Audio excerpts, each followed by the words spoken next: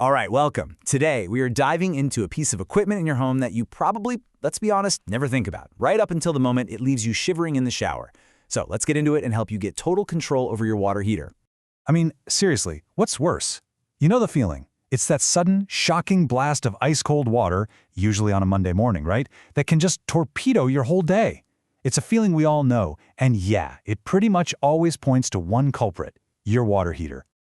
And, it's funny because that appliance is truly the unsung hero of our daily lives. It's just quietly chugging away in a closet or the basement, working around the clock to give us hot water for dishes, laundry, you name it, and we completely, totally take it for granted.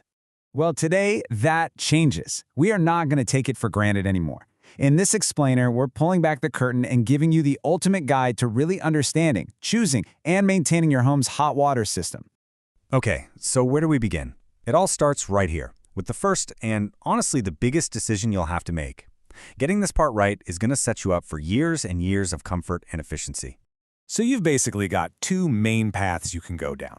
You've got your traditional tank heater, the big guy. The upside, it's cheaper to buy.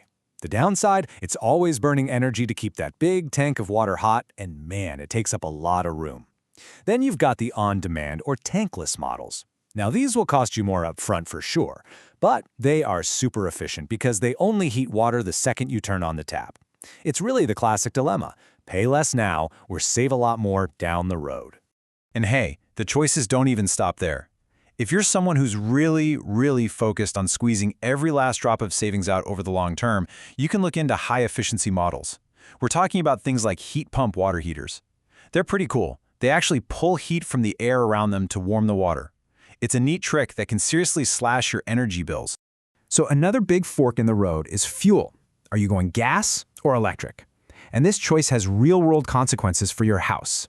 Gas models, super efficient, but they create exhaust fumes that absolutely must be vented safely outside. That's a huge safety deal. Electric models, on the other hand, don't need a vent, but they are power-hungry, they need their own dedicated, heavy-duty circuit. A lot of the time, your choice here might just come down to what's available and what's cheapest in your area. All right, so you've picked your type, you've picked your fuel. Now comes the really important part, getting the installation and sizing just right. Believe me, this is not a step where you want to just wing it. Why? Because getting the size wrong is a lose-lose situation. If it's too small, you're going to be the one stuck in that cold shower, and the heater will be running itself ragged trying to keep up. Your energy bills will just soar. But if it's too big, well, then you're just throwing money away heating a giant tank of water you're not even using. It's a real Goldilocks problem. You need the one that's just right. So how do you find that just right size? You've got to play detective in your own home for a bit. First, how many people live with you? Next, think about your peak demand. Is everyone showering between 7 and 8 a.m.? And here's the big one. How many hot water appliances might be running at the exact same time? Like, could the dishwasher be going while someone's in the shower? Nailing down the answers to those questions is how you land on the perfect size. Now, when it's time for the actual install, there are three things that are totally non-negotiable. We've already hit on two. Proper venting for gas units is a must for safety, and a dedicated circuit for electric units. But the third one is just as critical, clearance. The unit needs breathing room. You need enough space around it for air to circulate, and just as important, so a technician can actually get in there to work on it later. Okay, your new water heater is in, it's running like a dream. You're done, right? Nope, the job's not over. Now it's all about protecting that big investment you just made. And, this really says it all. A little bit of regular maintenance is the difference between a heater that lasts you 10, maybe 15 years, and one that gives up the ghost in 5, probably in the middle of the night, causing a huge, expensive, watery disaster in your basement. So what does this proactive care actually involve? Think of it like an annual checkup. The number one job is flushing the tank. Over time, all this gunk, this sediment, builds up inside and just kills the unit's efficiency. You also want to check the anode rod. It's a fascinating little piece of metal. It's basically designed to corrode instead of your tank. It's like a sacrificial hero. And of course, you got to give all the valves a good look to make sure nothing is leaking. Now look, even with the best maintenance, stuff can happen. But the good news is, these failures rarely come out of the blue. There's a usual cast of characters, a few common culprits that are behind most breakdowns. And you can see the big ones right here. You've got thermostat malfunctions. That's often why your water is just lukewarm instead of hot. We've already talked about that pesky sediment buildup. Leaks, of course, are always a big problem, and if you have a gas heater, ignition problems are super common, whether it's an old-school pilot light or a modern electronic igniter. All right, you knew this was coming. We have to talk about the money, the bottom line. So let's break down the financial side of all this, because let's face it, a water heater is a pretty big investment for your home.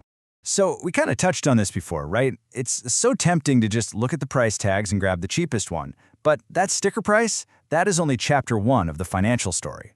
And this right here tells the whole story so perfectly. Yeah, look, the upfront cost for a high-efficiency model is definitely higher, no doubt about it. But then, look at the savings over time. We're talking about long-term energy savings that can completely wipe out that initial price difference and then some. It often makes the more expensive model the much smarter financial move in the long run. So just to give you a ballpark idea, what are we talking about cost-wise? For a pretty standard mid-range tank heater, you're probably looking at anywhere from several hundred to maybe a couple $1,000s for the whole installation. It really depends on the model, where you live, and how complicated the job is. But here is a fantastic pro tip that can save you some serious cash. Before you buy anything, call your local utility company. A lot of them offer some sweet rebates and incentives if you install an energy-efficient model. And that can take a huge bite out of that higher upfront cost we were just talking about. And one last thing, when you're hiring a pro for this, remember that you are in charge. A good, reputable installer isn't just going to spit a number at you over the phone. You should expect a detailed, written estimate, a clear timeline for the work, and they should talk to you about aftercare, how to keep your new system humming along for years to come. So, let's leave you with this final thought. Now that you've got all this information, take a second and think about your own water heater, sitting in your home right now. Is it a quiet, efficient hero working for you, or is it a money-draining problem just waiting to happen? Now, you have the knowledge to decide. The control is in your hands.